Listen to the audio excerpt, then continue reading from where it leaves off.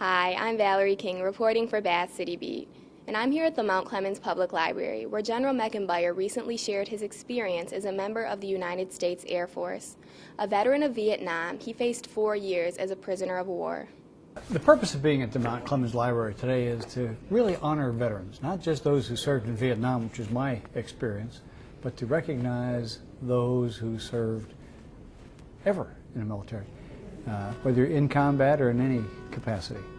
At the age of 17, I was privileged to go to the United States Air Force Academy, and so I got 4 years there, which counted for nothing more than a longevity ribbon. But then I wore the uniform for the next 40 years.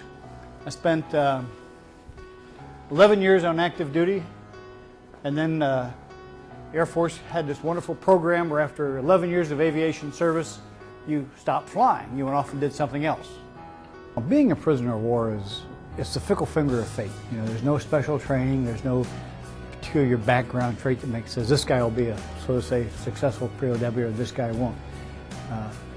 It's a matter of just taking it one day at a time.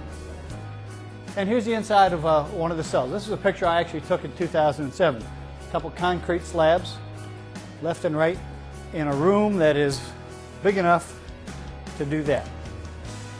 And if you do this often enough in a day, you can walk 8 miles. I walked about 8 miles a day in this room. I had a roommate who's walking the same space. He walked 10. He'd pass me up at every third or fourth lap. But can you imagine spending, in my case, 4 of my 6 years in one room with one other guy? There is absolutely nothing I don't know about Kevin Joseph Patrick McManus. And I could call his wife, Mary Jane, and in 5 minutes I could have ruined his marriage. But I never blabbed on Kevin because Kevin knows things about Edward John Francis Mechenbier that he doesn't want other people to know. But you get to know each other very well. My point being, can you imagine? It's hard to imagine spending 4 years in a room that size or similar size with one other guy. Anytime you have an opportunity to put on a uniform and be part of a unit larger than yourself, and there's a certain pride of association. In my case, it's just, you look at the Air Force core values: integrity first, service before self, excellence in all we do. Not unique to the Air Force. But you can look left and you can look right, and you know that the person beside you is living up to those same standards.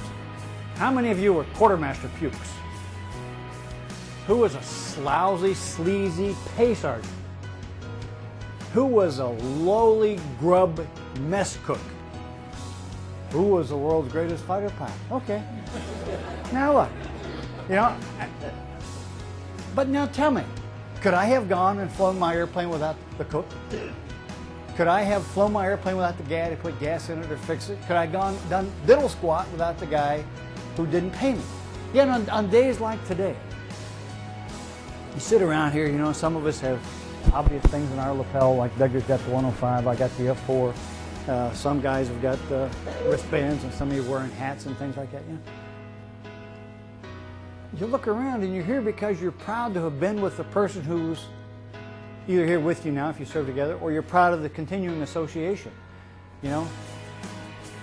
We never forget what we did together. In this case, that's me. That's Kevin McManus, the fellow who was in my back seat when I got shot down. Kevin McManus and I went to the Air Force Academy together. We went to pilot training together. We went to Europe together. We went to Vietnam together. And he's the guy I spent 4 of the 6 years with in jail.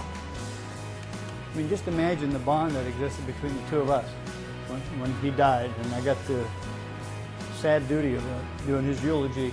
And the lesson that can be learned is never underestimate the ingenuity, the persistency, the capability, and the dedication of the young men and women who we put in harm's way, who volunteer now to go in harm's way to serve this nation's interest. General Mechenbier's story is one of true courage, strength, and patriotism. And what makes it all the more inspiring is that he isn't the only one to lay his life on the line for our country. Through events like a Vietnam experience, we're reminded that these people and their actions should not only be celebrated on Veterans Day, but every day. For Bath City Beat, I'm Valerie King.